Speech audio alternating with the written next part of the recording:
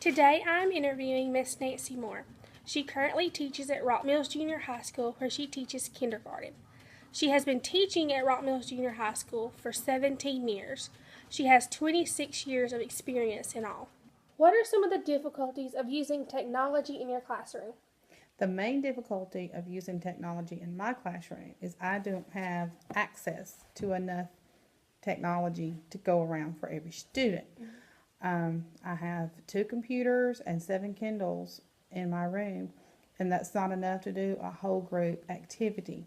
So, mainly the whole group that I do comes from my laptop and Elmo projecting onto the screen and that kind of thing. I do set up the computers and Kindles in centers, but I would love to do whole group activities with them. In the school, we do have a cart that has Chromebooks, but we're a K through 8 school. So if you have 7th and 8th graders who need to do work, they do a lot of testing work, and you have them needing the Chromebooks. And then you've got the kindergarten class needing Chromebooks. I don't get much access to that. And this is it's a little difficulty with computers. Most of my children know how to use an iPad. They know how to touch the screen and move. But when you give them the keyboard of a computer or the keyboard of a Chromebook, they have no idea what to do with those. And then they love it once they start typing on the keypad. But I still think my main difficulty with technology would have to be that there's just not enough technology to go around, and that's our school wide.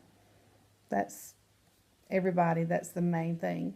There's just not enough to use, and some of our teachers need more professional development to know how to use the computers. One teacher simply rolled her Elmo cart into the closet because she didn't want to learn to use the projector. She didn't want to learn how to use the Elmo. And I think that's so sad because that limited her children. They could have had so much more enrichment that they missed out on. Right. How do you use technology to differentiate instructions?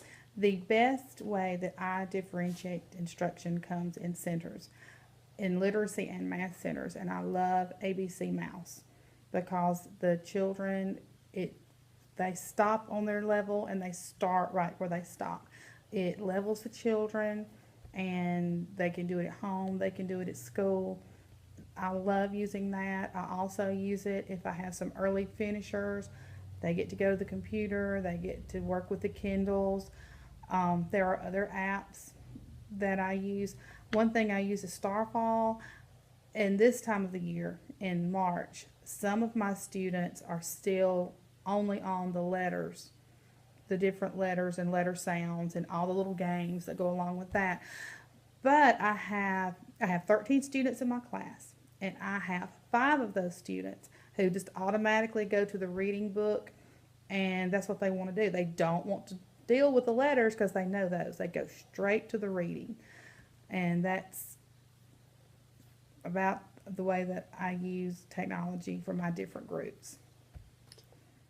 How do you see technology changing education? Well, I teach kindergarten, and in my kindergarten classroom, it is amazing how you give a child a laptop or you give a child an iPad, they know immediately, it's familiar, they have background schema with it. You just hand it to them, let them start playing, and they're learning. You can also, I love the way that you can use a different grading, the grading software and everything, and you know where the child is without having to sit down. It's a great way to do a running record. I love that. Just last week, I was reading the book, The Moose Says Moo. And I looked at my children and I said, "What sound does a moose make?" Well, nobody knew. And I said, "Let's Google it." So I walked over and we Googled, and they heard the sound that a moose made, and they laughed and they tried to make the sound and they couldn't. But then they were able to understand the book, how funny it was that the moose said moo, because a moose doesn't say moo.